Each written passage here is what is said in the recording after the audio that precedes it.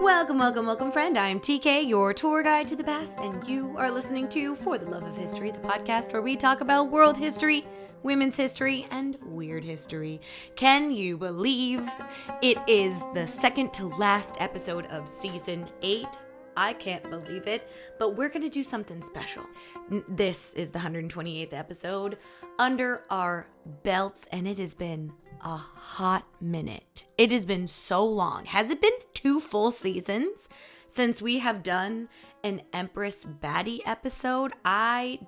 Let's go back and check when the last Empress Baddie episode was, because I feel like it's been so long. Oh my God. Okay, last year, 2023, December the 2nd. It has been so long since we have done an Empress Baddie episode. So you know what we're doing today?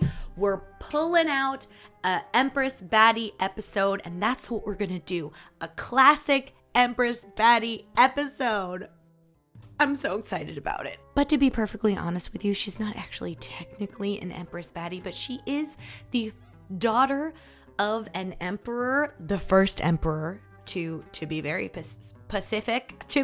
Pacific. And also she's like really cool. So by the end of this episode, I'm 1,000% sure that you're also going to think that she's an Empress Baddie. So just trust me on this one. She is an unofficial, official Empress Baddie. Okay. But before I convince you of all of that, it is time for some housekeeping. If you haven't heard yet, For the Love of History has a Patreon, and just starting at $2 a month, you can have access to archived episodes, ad-free listening, early releases, and be the first to know about all of the cool updates that are happening in the For the Love of History world, and much, much more. Also, when you sign up, you get a really fun welcome letter with a little bit of stickers. It's a handwritten letter from me because I love doing that. It's so fun. I love snail mail.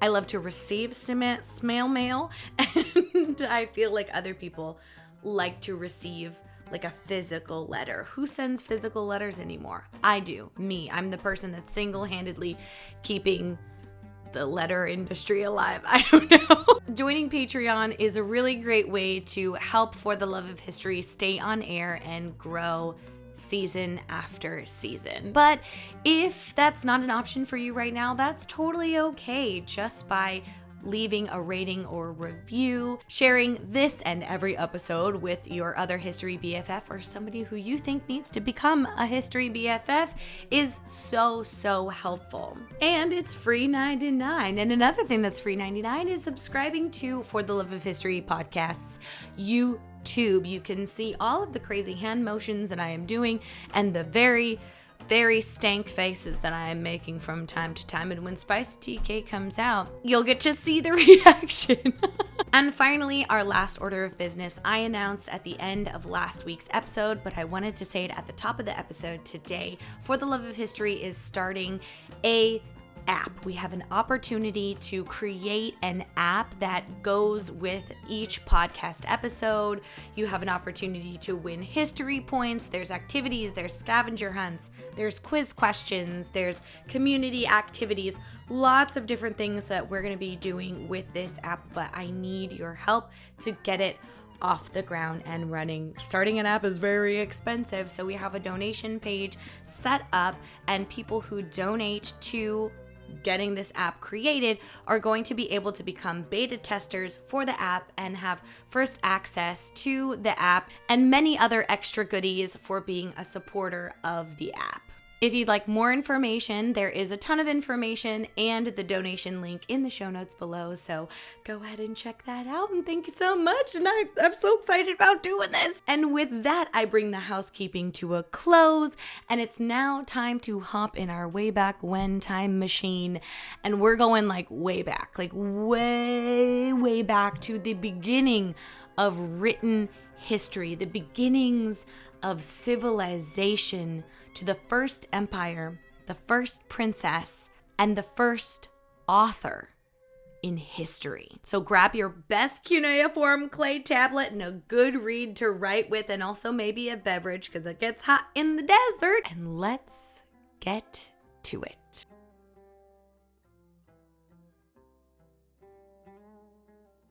I do not use the word hate very lightly. So I am very serious when I say that I hate the one great man theory. I loathe it entirely for several reasons. Reason number one being I don't think any one person is a monolith. There is no way that you can go through life without help from another person, without influence from another person. That's not how human beings work. And secondly, there have been so many world-changing women throughout history. We're just not taught about them. And if you're asking, TK, what is the one great man theory? Well, I will tell you, dear one, okay?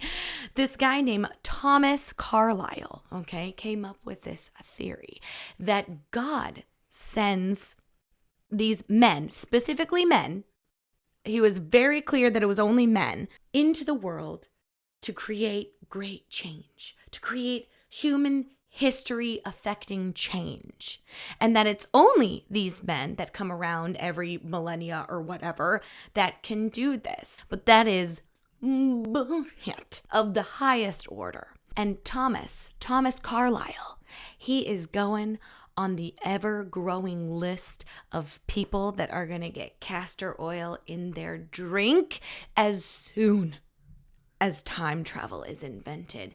He is going into Diarrhea City. I will lock all the bathroom doors and he will poop his little pants. Okay, I know that's such a crazy thing to say, but it's the worst thing I can think of to do without actually physically harming someone. It's not violent, but it's just close enough. It's a very unhinged thing to think, but I can't help myself. But I will digress. The problem is not that women have not accomplished great things. It's that their stories are not told. But you and I are changing that one episode at a time, along with the countless other historians that are trying to bring these women's story to light. And one man that often pops up in the one great man theory is the writer Homer. If I ask you to think of the first poet in history, Homer might come to your mind. And if you're an intellectual and you've been listening to For the Love of History for a while, you might think Sappho, who we absolutely stan. Others might think of Horace or Virgil or Sophocles or Euripides, right? They're some of the first poets and writers in history. And all of those people, with the exception of Sappho, are men. And there's a reason for that. Most textbooks, at least my textbook in high school, was full of these marble bearded men. And that's who we learn about from the ancient world. But there is another who comes far before these poets and precedes them by a long shot. The first named author in human history is Enheduanna, the daughter of the first emperor of the first empire in history, Sargon of Akkad. We got a lot of firsts going on, but when you're living in the first era of writing and written history, there's going to be a lot of firsts. So before we dive into why she is so important, other than being the first author in human history, let's talk about what was happening a little over 4,000 years ago. So a short time before Enheduanna was born, the ancient Sumerians were like, we need to keep track of stuff. You know, it would be really handy to have a written language, but that was like 3,000 years before paper was invented in China, and Egypt had just come up with papyrus, and it was too precious to use to simply write down how many sheep one dude had and how many goats another man gave and how much grain this lady had in store. So clay tablets were the answer. And when you're writing on these clay tablets, it's kind of hard to write in swirly, curvy lines. So they used reeds to kind of carve and push out these lines and dashes, and they almost look like triangles kind of letters. And they were all put together, and there you have it, the first language, Sumerian, which would later turn into cuneiform. Yay! Now the Sumerians have a way to keep track of all their stuff. And for a few hundred years, Sumerian and then cuneiform was only used to write down administrative stuff like bookkeeping and business shenanigans. The written word was never used to jot down emotions or record how people thought or felt about something. Emotions were spoken and they were never written. That was until Enheduanna came on the scene. Her dad was a very smart man and gave her a fantastic education. Sargon trained his daughter in writing, math, politics, and religion, which would come in handy later on.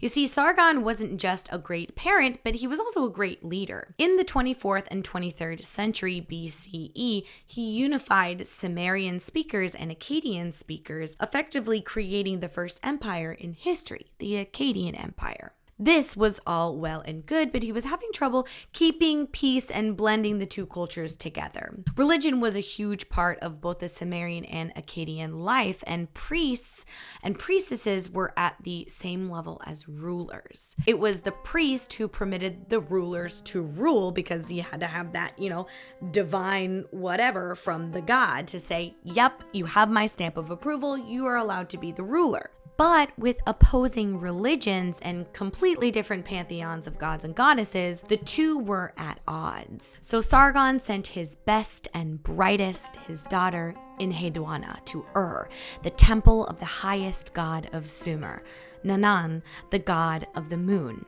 She became the head priestess and the divine wife of the moon god and received her official title, Enheduanna. En meaning chief priest or priestess, Hedu or ornament, and An of heaven. By sending a daughter of Akkadia to such an important place in Sumerian culture, Sargon was forging an alliance, but he could never predict the impact this would have on not only the kingdom, but the world.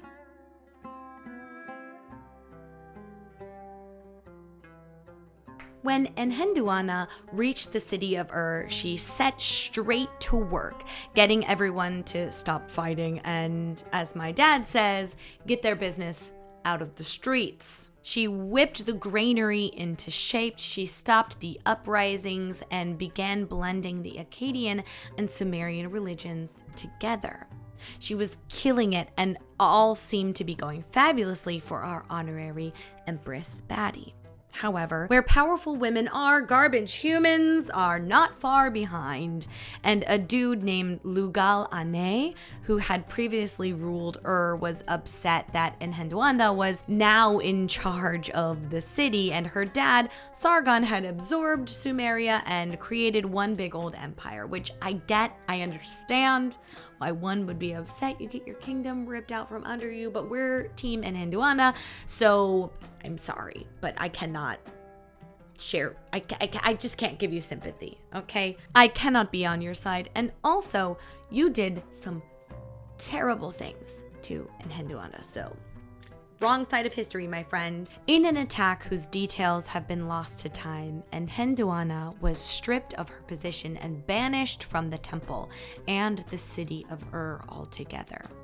This banishment was clearly a heart-wrenching experience for Enheduanna, and she called upon the powers of the moon god Inanna, but he ignored her, forsaking her previous efforts to exalt him and rule in his name. And this is rude in two ways, because not only was she his high priestess, she was also his sacred wife. So do you want divorce, Inanna? Because that's how you get divorced, my friend. Okay?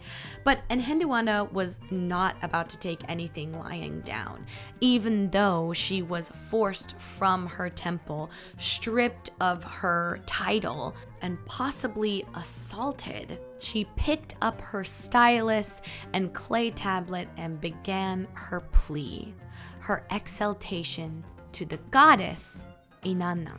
This was a bold move because Inanna was a fickle goddess, not known for her mercy. She was the goddess of war and sex. She was besties with our friend Yu, the other goddess of war and sex. But Inanna was a little bit more unhinged than our friend Yu, because she was the goddess of pure chaos and did whatever she wanted whenever she wanted. So calling upon her for help was a move of desperation, because if she wanted to, she could squish you like a bug. But Enheduanna was desperate and bold. So to the goddess Inanna, she wrote, "Lady of all the divine powers, resplendent light, righteous woman clothed in radiance, beloved of An and Arak, mistress of heaven with the great pectoral jewels, who loves the good headdress befitting the office of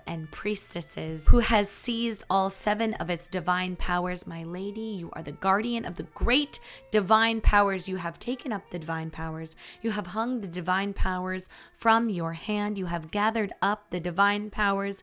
You have clasped the divine powers to your breast, and like a dragon you have deposited venom on foreign lands. When like Ikur you roar at the earth, no vegetation can stand up to you. As a flood descending upon those foreign lands, powerful ones of heaven and earth, you are there, Inanna." And with these words, the world of literature essentially began. This was the first poem in history, but I hear you asking, TK, isn't the Epic of Gilgamesh the first poem? Great question, dear one.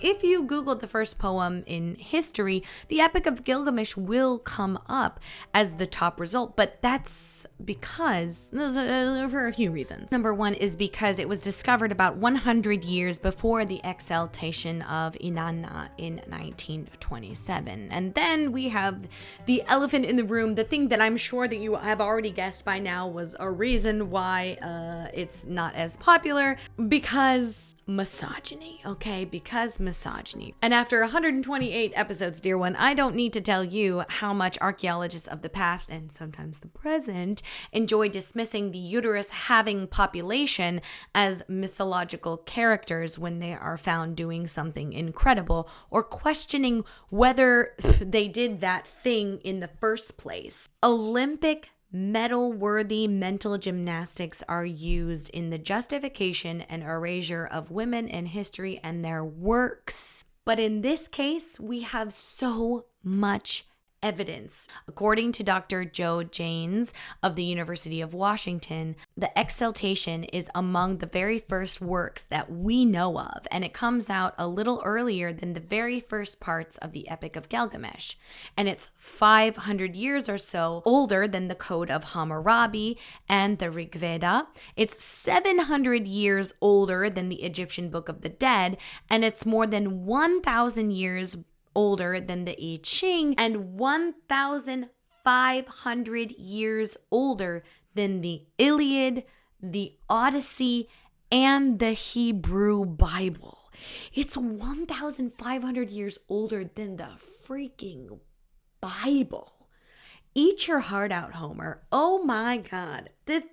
We're talking old. And until we find something older, Enheduanna is the first author, and in fact created the idea of authorship by signing her name at the bottom of this poem and adding her name into the poem itself. Before this poem, writers of documents had been nameless. There was no ownership in their work. They were documenting numbers and figures and motions of goods. But Enheduanna took it a step further, laying claim to her writing and being the first person in history to use the word I in her work, giving us a brand new perspective. And what I'm about to read you is the first ever example of a first person writing, like ever. The first use of the pronoun I, okay? Here we go. Great Queen of Queens, issue of holy womb for righteous divine powers, greater than your mother, wise and sage, lady of all foreign lands, life force of the teeming people, I will recite your holy song. True goddess, fit for divine powers, your splendid utterances are magnificent. Deep-hearted, good woman with a radiant heart, I will enumerate your divine powers. I, Enheduanna, the En priestess, entered my holy Jipar in your service. I carried the ritual basket. I anointed the song of joy, but funeral offerings were instead my ritual meal, brought as if I had never lived there. I approached the light, but the light was scorching hot to me. I approached the shade, but I was covered with a storm. My honeyed mouth became venomous. My ability to soothe moods vanished. One really cool thing about this poem is that Enheduanna is giving us insight into her thoughts and feelings while writing this poem. Because of the stress or fear or dire situation which she talks about in the poem, Enheduanna is also explaining that her poetic powers are failing her. She knows that Inanna is a fickle goddess and must be appeased, but Enheduanna is essentially in writer's block.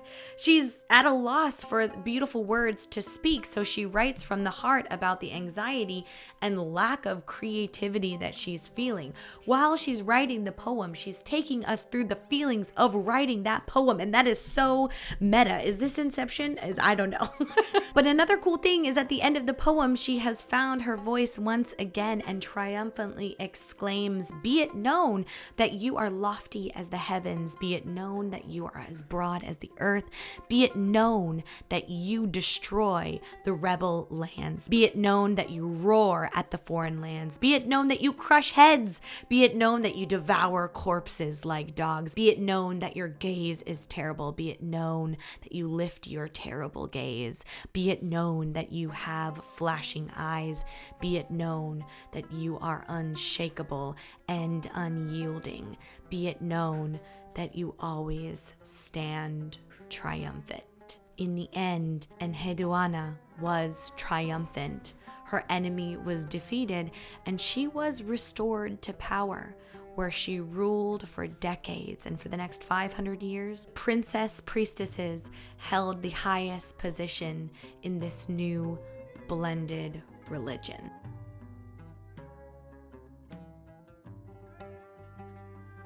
Yay, it's the end of the episode, right? Why is there still a part 3, TK? What's going on? We have a happy ending, right? This is the end of the episode. Don't let there be a bad ending. Please don't let there be more human garbage. And I'm sorry to tell you.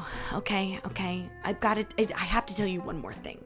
But I promise in the end it will have a happy ending. This episode will have a happy ending. It's just gonna get a little bit not happy, and then we're gonna get happy again. I double pinky swear promise, okay? Double pinky swear promise, all right? So stick with me, okay? So, Enheduanna was a historical afterthought in history/archaeology world, and many believed that she was a myth-historical character until 1927, when a team was excavating a temple and a disc depicting her estate person, her hairdresser, another priest, and her, an image of her, was found. And on the back, which we assume it's the back, says all of their names and their titles on the disc. And alongside the disc were other cuneiform tablets that we didn't know at the time, but had her name on it. And there was also evidence of a whole ass school for the priestesses to learn how to be scribes that was found at this temple. The dude who found it, Leonard Woolley, even wrote in his notes, "Here is a definitive proof that the priestesses kept a school on their premises." So we've got definitive proof. Oh my gosh, there's this absolutely cool new piece of literature history that we are finding. Let's explore it, right? Let's look into it, right? This is going to be really important in the discovery of the century, right? Wrong. Okay.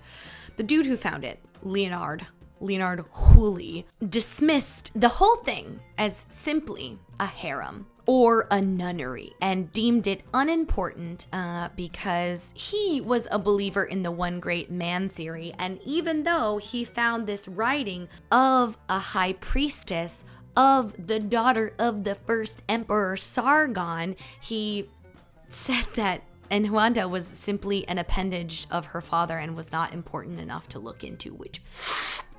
Oh, Leonard, you're this close to going on the list. You're about to be in Diarrhea City, my friend. Anyways, he basically said that she was inconsequential. Enheduanna was simply an appendage of her father and was not important enough to look into. He basically said that she was inconsequential. And Leonard, ooh, you just landed yourself on the list of castor oil recipients, my friend. As soon as time travel is invented, it's Diarrhea City for that man. I swear to Sobek. Anyways, I digress. So he just basically said, we don't care about you. Put all this stuff in a box, chuck it in a museum, and leave it for somebody else to deal with because I have more important matters to deal with. Okay. Later on, in another dig site, a cool seal was found in her hairdresser's tomb saying, hey, I'm the hairdresser of Enheduanna. So she's real. It's confirmed. We've got the disc, we've got the tablets, and we have now this seal of her hairdresser. So, and she's also in a bunch of documents from her dad, all right? So she is a real person. That myth has been debunked. However, her work wasn't studied or translated until 1968. And at that time, her name was found to be clearly on the poetry and in the poetry. The translators who did it, William W. Hallow and J.J. Avan Dijk,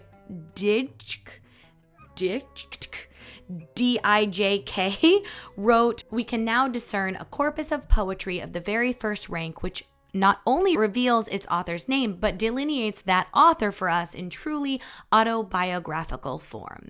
In the person of Enheduanna, we are confronted by a woman who was at once princess, priestess, and poetess. They go on to say, we still do not know the full extent of Enheduanna's literary oeuvre, but so strong is the stamp of her style and her convictions in the poems that can definitely be attributed to her, that it may one day be possible to detect her authorship also in other less well-preserved pieces. So it's her.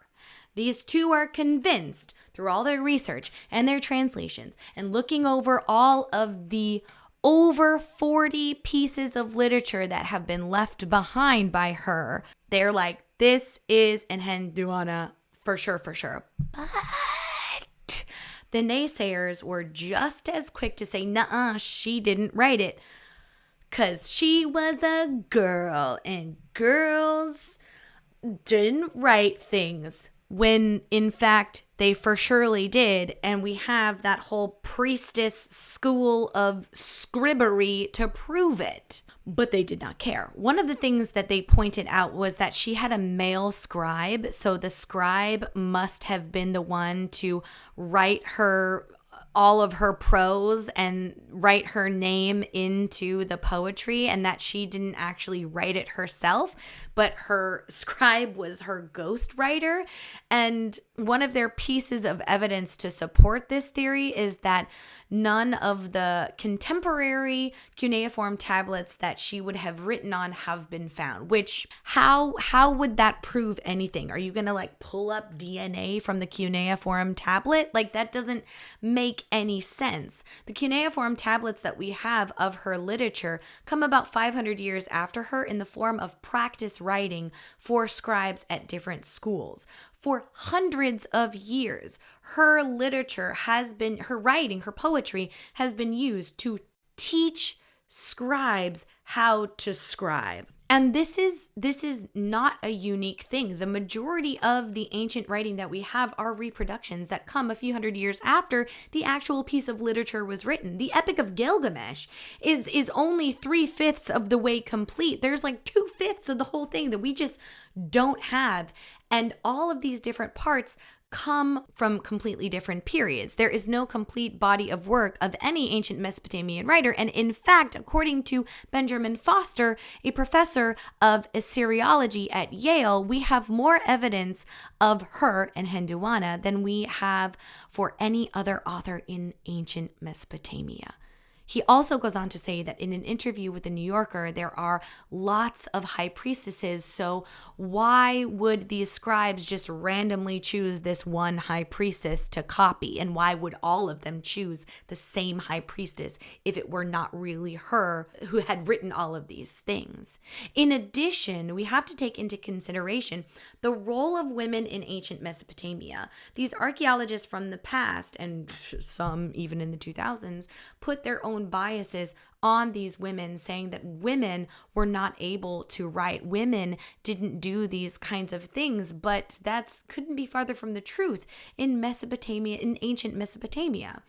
Women could inherit property from their fathers and mothers. They held positions of power like Queen Puabi, who was queen in her own right and not attached to her father, her brother, or her sons. There are countless statues and reliefs and carvings of women in typical quote-unquote male roles, herding cattle, making pottery, directing male attendants at temples, and writing. There is a figure of a woman holding a stylus and a tablet in her lap. But when it was found in the early 20th century, the dude who found it, Otto Weber, reported, quote, this is what he said, "Our specimen carries a tablet on her knees. Its meaning is unclear to me." What do you mean, Otto? What do you mean the meaning is unclear to you? If this was found on a male statue, you would be like, clearly this man is a scribe. Okay, get it together, Otto. You're this close to going on the list, all right? But the diminishing of women's work and roles is nothing new. You know this, I know this. But no matter what, their stories always triumph. Enheduanna lasted for thousands of years, going from the first author in human history whose work was used for hundreds of years to teach others how to be a scribe, to inspiring generations of women looking for inspiration and confirmation that their place in literature has always and will always be there. Her legacy lives on in the women that continue to write poetry and continue to take up space in politics, in religion, and in literature. I told you we were going to have a happy ending, friend.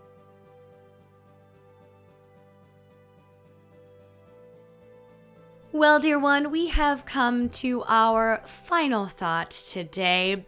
Man, I love it when we end with a happy ending, and I'm absolutely so excited when nobody dies or nothing horrible happens when we have an Empress Baddie episode, because we often do have horrible, tragic endings, but, you know, we don't actually know what happened at the end of Enheduanna's life, but we can assume that she lived out the rest of her lice? Nope. She did not have lice. She lived out the end of her life peacefully and among her priestesses because she was reinstated to her temple and position as high priestess. And it's so cool to have so much information about anybody who lived 4,000 years ago. And it's insane that we have not only information about this woman that lived 4,000 years ago, but we have her thoughts, we have her feelings, we have her insecurities, we have her writer's block, all written down from herself about an event that really happened in her life. And I just think that's so cool. And over on Patreon, I have released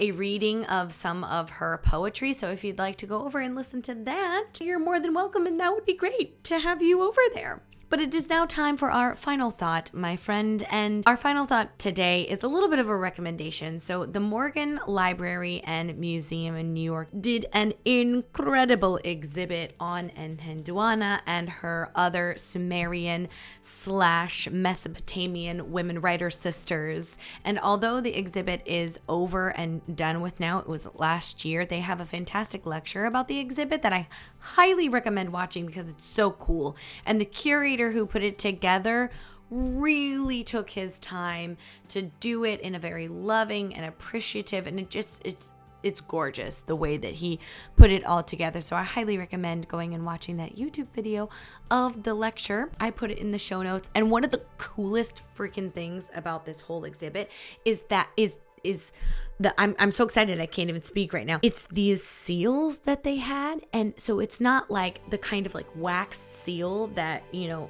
many of us are used to seeing, you know, pour the wax and then you stamp your ring in there and that's the seal. No, because they didn't have paper, they were using clay tablets. The seals are cylinders, and they would roll the little cylinder across the clay tablet and it would create this signature.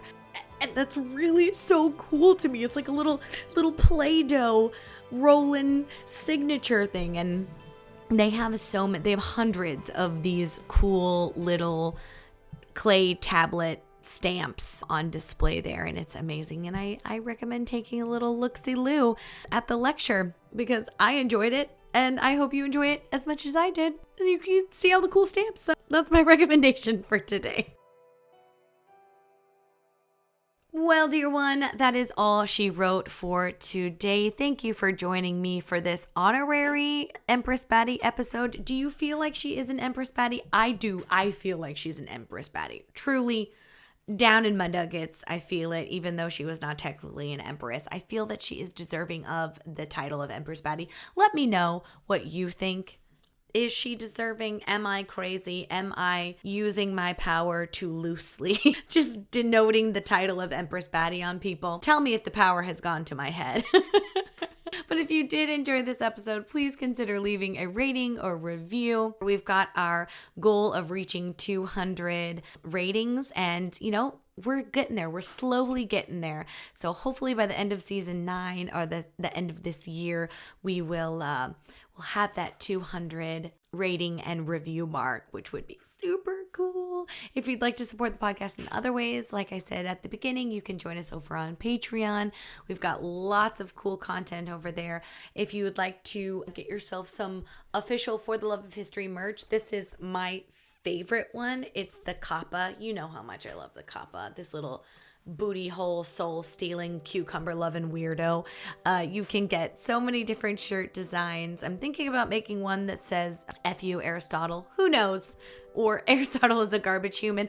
I'm working on the idea of something to incorporate Aristotle and my loathe for him. We've got stickers now, stamps now, not stamps, buttons, pins, all sorts of cool stuff, and kids shirts. Kids shirts are available as well. So if you'd like some official For the Love of History merch, you can head on over there and get yourself some. We can be twinsies. And since we took care of all of our housekeeping at the beginning, that's all I have for you, dear one. Other than tell you to do something kind for yourself, take care of yourself, go outside for a walk, hug, once again, a domesticated animal consensually, or hug a person, you know? Whatever. Once again, consensually, please hug them. And go outside, touch some grass, drink your water. Let's have a little drinky drink together. Oh, so good. And I will see you next week for our last episode of season 8, when we talk about the Druids. I know, the time has come. The time has come. We're talking about Druids and magic. Okay, that's it. I'll see you next week. I'll see you later. Love you. Mwah, bye. So long. Farewell. Auf Wiedersehen. Adieu. Adieu. Adieu. See you. What's going on? But I mean, seriously, look at him. Look at him. He's so cute. Don't you want to have a booty hole soul snatcher on your shirt? We're here. Hello. Every time I go to look for this stopwatch, I just can't find it. A little bit weird today. Hello. No, that's okay. We feel a bit weird today. I would like to refresh this page, please. Why is there suddenly no internet connection? That's really annoying. Could you get it together? Thank you. We have a new friend over here, and I'm in love with this new friend. They are so cute. It is a, what is it? Okay, here we go now. Here we go. Are we ready? I think we're ready. Victorian crested pigeon. Yeah. This is a pigeon. This is a kind of pigeon. Look at this. Look at him. Oh my God, look at his eyes. Ooh! Ooh! Oh my God, it's perfect. He's a Victorian crested pigeon, and we're obsessed with the Victorian era. Ooh! Weird birds and weird eras. That works perfectly. Oh God. That works perfectly together. What? I am so confused. Well, that was super annoying. Just camera died right at the end. We were almost done. We were almost done with the episode. Okay, hold on. Give me a second. Hey, that is not what I want. Get out of here. Get out of here. Test to test, test, test. It really, oh damn. Boring. ¿Dónde está el biblioteca? We're good? I think we're looking good. Good? Are we good?